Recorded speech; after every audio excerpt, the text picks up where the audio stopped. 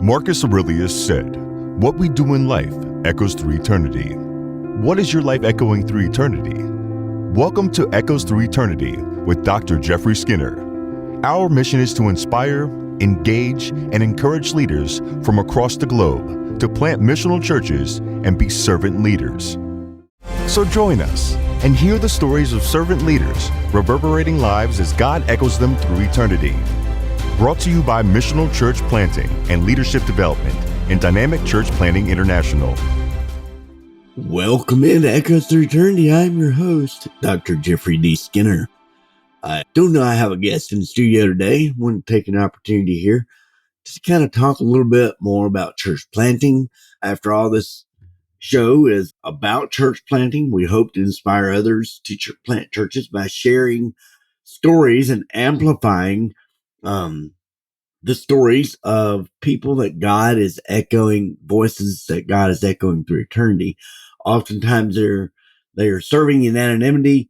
No one would know except for the people to whom they are serving. And so I like to amplify those voices. But today I want to talk a little bit about church planting, specifically about some character traits of a church planter. Number one, not everyone is called to plant churches. Talk a little bit about discerning that call. First thing is you do it in prayer. Second thing is you want to, because the last thing that you want to do is plant a church if God is not calling you to plant one. As I planted churches over the last 15, 16 years, every time I'm planting a church, there gets a point where it's tough. And that's the time that I have to lean in on God and be reminded that this is my call. And just because something is hard does not mean that it is not worth doing. In fact, most things that are worth doing are hard. So you discern in prayer, and then the community in which you live and serve. What I mean by that, family, friends, are they going to reaffirm that, yes, we believe this fits within your giftedness? And then finally, I like assessment centers. Those are really good to help discern the call as well. Moving beyond that, some of the common character traits of a church planter, when they have a visioning capacity, right? They have the ability to share their vision and dream with others and get them excited, to bring others along and get them passionate about it. They project projects into the future beyond today. They develop a theme which highlights the vision and philosophy of their ministry, coping effectively with non-visioning elements and are not erecting artificial walls or limits, either overly or subconsciously barriers into that ministry there. They want to empower others. That's the key. They're intrinsically motivated. Look, if you're the one that needs someone to call you and wake you up to get to work every morning, that's probably church planting is not for you. You will work full-time as a church planter, and you will probably work full-time in a job. You will work 80 hours a week, if not more. You will sacrifice time with your family. So it's important that your family is supportive. Well, we'll get to that. You want to have a stick-to-itiveness to you, persistence and tenacity. Someone that gives up easily is not someone who's called to plant churches. Create ownership in ministry. Look, this goes to the multiplication process, right? You can create wonderful things. You can create wonderful vision statements, mission statements. You can do all kinds of work for the kingdom. But if you're not the type to bring others along, empower others, and then help them to take ownership of that ministry there. If you have to do everything, you're the bottleneck for that ministry. That ministry will never grow beyond your capacity as a leader. Help people feel responsible for that growth and success of the church in their ministry. Get a commitment from other people for that vision. And establishing congregational identity. Don't stereotype of the congregation by creating unrealistic goals and things like that. You need to be able to relate to the unchurched. Look, if you are one who sees the world as your enemy, it's going to be difficult for you to love your neighbor. And what I mean by that is you're not going to have a passion for reaching the lost and the unchurched, those who are spiritually unresolved. Evangelism is the identity of a church plant. And that means you're reaching out to within the community. I call it in reach because you're reaching into the community outside of the church. But saying outreach makes the church the focus. What you want to do is make your community the focus. And really, in a church plant, the vast majority of your ministry is going to take place outside of the church. There were times where I had 10 or 15 people inside the church, but I had 150, 200 people that I was ministering to in the community throughout the week. That process for people becoming fully involved and fully committed believers of Jesus is a long process, usually 2 or 3 years. And so you got to be patient in this process here and break through those barriers to the unchurched there. And again, I'm not saying that you have to compromise your values. You can certainly have your values as a Christian, but you don't project those values onto others and you don't get hostile with those who are outside the church. And then you need spousal cooperation. I referenced this earlier, but you absolutely want to be sure that your spouse is on board. You need to have an explicit agreement regarding each partner's commitment to the ministry there. If a spouse is not supportive, it will hold the church planter back. If the rest of the family is not supportive, if your children and people think, well, why do my children be on board? My wife and I make the rules. That's true. You do. But you need to make sure your family is healthy. And that's not to say the kids have to absolutely be 100%. Sometimes there's going to be some pushback there, but you need to have a good conversation and consider the children in that process there. Church planting is hard on the family and it's hard on children. Rules make strong boundaries for the home, and when you're going to have time, protect that time with your family there because it's going to be limited. Focus on quality time. You want quantity as well, but make sure that you have quality there as well. Evaluating the consequences of the ministry demands upon the children. I mentioned that it's tough on children. And then be sure that you can function as a team. I can tell you that my wife, Lisa, has been by me in everything that I've ever done in church planting or even in entrepreneurship.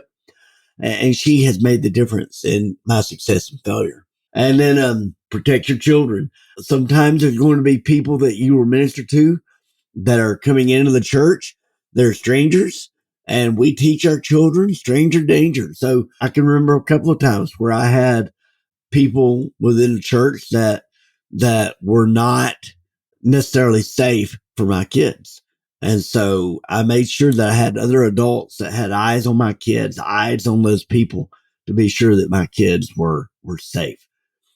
Those are just a few. Those are not an exclusive list. Again, I encourage you, if you are feeling called to plant a church, I would encourage you to become assessed or get assessed at an assessment center. I encourage you to get a coach and a mentor. I think there are two different things there. A mentor is going to be there in your context.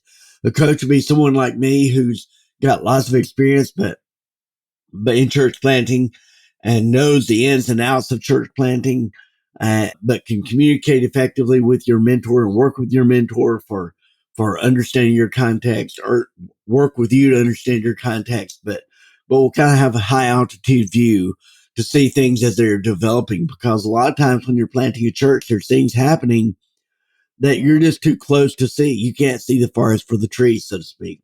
And so I encourage you to get you a coach when doing that. That's pretty much it for today. We've got lots of plans here in the next couple of weeks. Got a lot of good interviews coming up. One of the most interesting interviews I've got coming up is one on moral injury. And that is a very, very strong topic, because when you're planting churches, when you're doing leadership, sometimes you run across people that have moral injury. And the difference between PTSD and moral injury: PTSD is something that was done to you.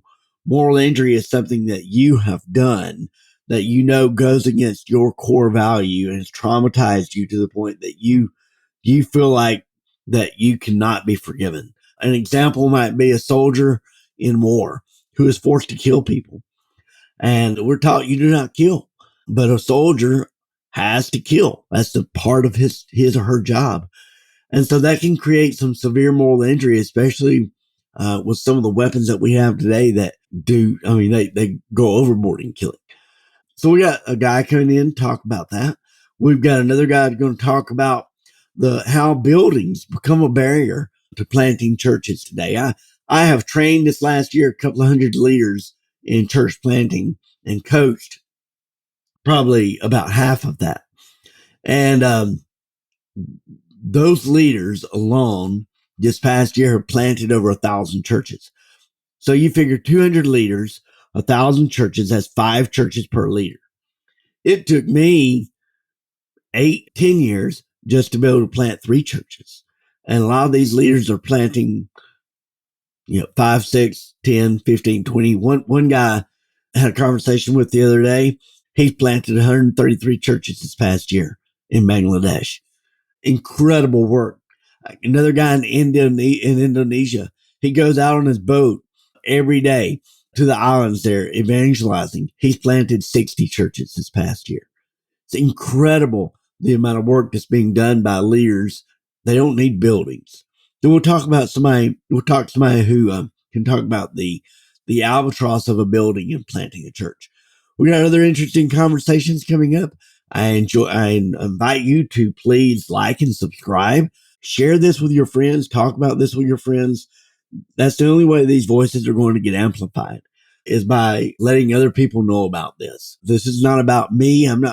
It costs me money to produce this podcast. Not something I make money on. This is not about my brand. This is about amplifying the voices of others and ultimately building the kingdom. Got a little bit of a cold today. Hope I don't sound too distracted. You guys have a fantastic day, and we'll talk to you again next week. You can be a co-creator with God by helping to echo our guest voices. Share our episodes with friends and family and on your own social media accounts. Give us positive 5-star reviews. The more positive reviews we have, the more visibility we have, and the more voices that are echoed through eternity. We often invite guests who are serving faithfully year after year, often in anonymity in their respective roles and ministries. God sees them, and the reality is for a good kingdom leader, that's enough. We do not do what we do for the accolades of humanity. We do it because we're called by God. But I believe that God uses people like you and I to continue those reverberations and echo them throughout eternity. You can partner with God by liking, subscribing, and writing a quick positive 5-star review, and again, sharing those voices with friends and family and on your own social media accounts. Those reviews will eventually lead to other guests who have larger platforms that have more listeners, who will then in turn listen to the show. And again, it further echoes those voices, which is the whole vision of the Echoes Through Eternity podcast here, is to continue echoing those voices that God is echoing through eternity there. So like and subscribe and review us if you would. We'd appreciate that greatly.